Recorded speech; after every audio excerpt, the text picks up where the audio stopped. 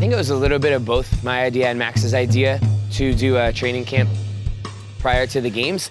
That's something that we've had success with the last few competitions that we've done. We did a really great games prep camp last year. We did a good games prep camp for part 1 of the games. And so we figured may as well do what's been working. And I think Max did a really good job of putting this together this weekend. We basically set up our own final 5.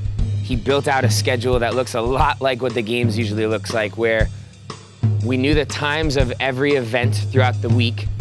We knew the names of every event. We only knew the actual event for like 3 or 4 right off the bat. And then some events he gave us 15 to 20 minutes before they were actually happening. Before this week, I didn't really know either of these 4 guys very well. Nick Hecht, Dylan Pettit, Tyler Christoffel, and Tanner Balaz. But we've had 3 days to get to know each other, and I found out that they're really good athletes and really good dudes. Right off the bat, I'm super appreciative that they were selfless enough to sacrifice their time and travel to come down here and essentially help me prep for the games. It does feel like a pretty true representation of what the CrossFit Games will be, and I hope that I can go into it feeling even more prepared after these 3 days.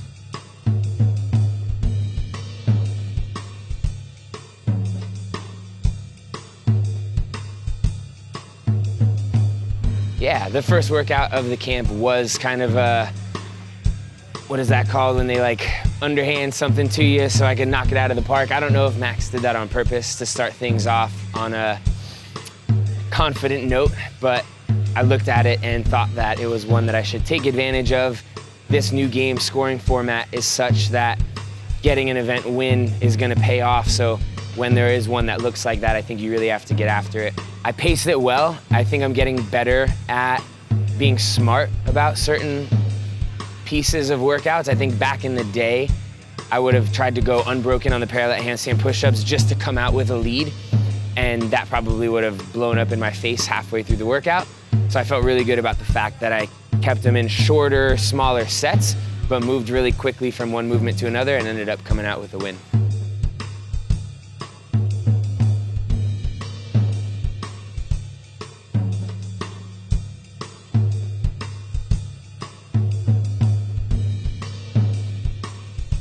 Yeah, we honestly haven't been doing a whole lot of heavy snatching. And so I wasn't feeling incredibly confident in my snatch. I hit 275 for the first time in a while. So today to have hit 275 without missing at all was a really good feeling. Gave me a little bit of a confidence boost to know that if a heavy snatch does come up in the games, I'll be well prepared.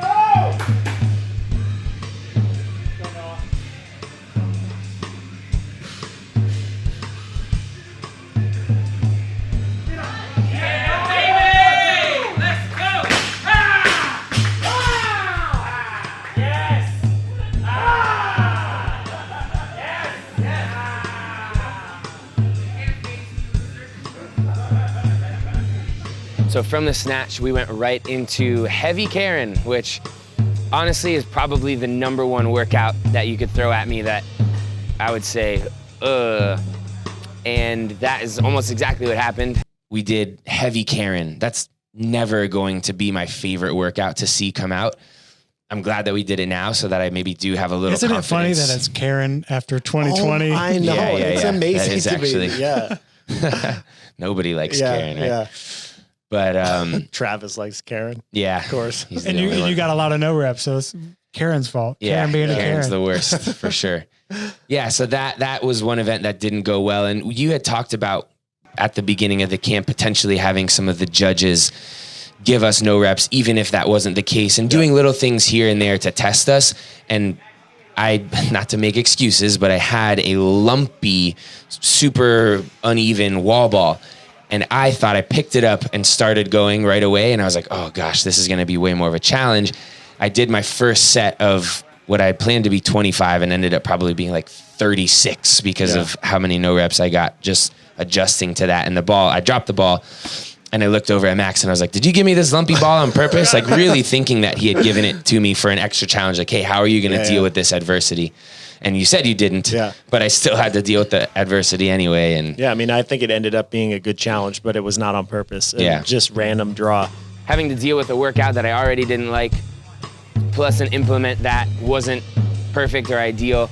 It was a really tough mental challenge for me. I took last place, which sucks always, but I think it was a good time to experience that right now. Give me a little bit of confidence on a workout like that so that if it does come up at the games, I know I've been through it. I know that I can handle it in a little bit of a different way that might be more beneficial on game day.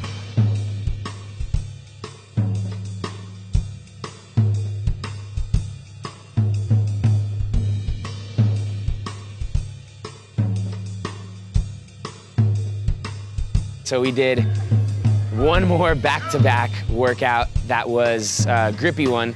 It was 5 rounds of 5 hang power snatches at 225, 12 toe to bar.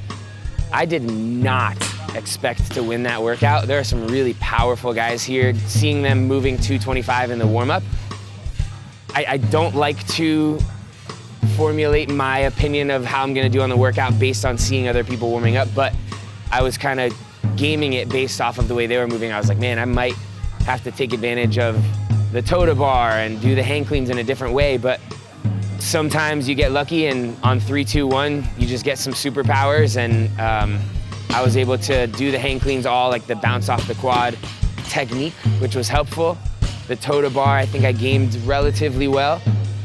All in all, I just was able to stay a little bit ahead of Tyler and Dylan and pick up a W on that one. That was nice because going into the next part of that workout, we all had a certain time frame, so it was a 5-minute cap, 1-minute rest. By finishing that one a little bit sooner, I had more time to rest, catch my breath, stretch out my grip. The second part of that was also super grippy: kettlebell snatches, legless rope climbs, box step overs, and regular rope climbs. I just kind of found my groove on that one. I was having fun. I had a little bit of a confidence boost from having won the part right before it. And again, was just gauging the field. I could tell I was a little bit ahead, and I tried not to let that make me content and slow me down. And there was a little bit of a crowd building up, so I was kind of trying to put on a show at the end for everybody, and felt really, really good to pull off back-to-back wins.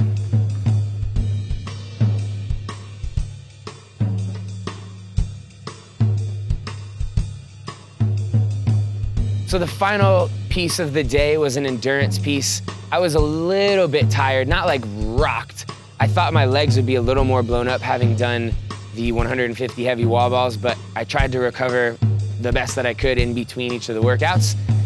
I must have done a good job because getting onto the rower, I actually felt pretty good. I held a 150 the entire time on the 4K row, which I'm not even sure what my, I know what my 1K is now from the first part of the games, but I don't know what like my 5K or 4K or 2K times are. So I felt really smooth, hanging right at 150. I think I was a few seconds behind Nick and Dylan transitioning to the bike.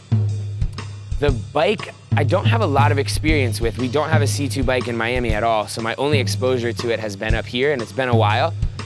So the quad burn, I just wasn't really ready for. That was the only thing I was feeling, was my quads, and it was just a mental thing to be able to push through that and keep my legs moving. So I did the best that I could there. And getting onto the ski, again, I think I was just maybe 5 to 10 seconds behind Nick and Dylan. I feel like I'm a pretty good skier. They're both bigger, more powerful guys than I am, but I feel like I'm maybe a little bit more efficient in that movement. I came into that final movement with a little bit of aggression and fire because I knew I had caught up and I was right behind Dylan. So I came out pretty hot. I felt that catch up to me about 1,000 meters in, and I realized, all right, I need to back off a little bit. I settled in just enough that I was able to finish with a nice strong kick. I didn't know if it was gonna be enough to catch Dylan or Nick. Didn't quite get Dylan, even though it was like a pretty aggressive, exciting race there for probably the last 200 meters. I was able to get Nick on that one, so I think I ended up taking second on an endurance-based machine-only event. That's pretty good for me historically. Those are not the best. So row, bike, ski workout in the books as a success. I'll take that little confidence boost heading to Aromas.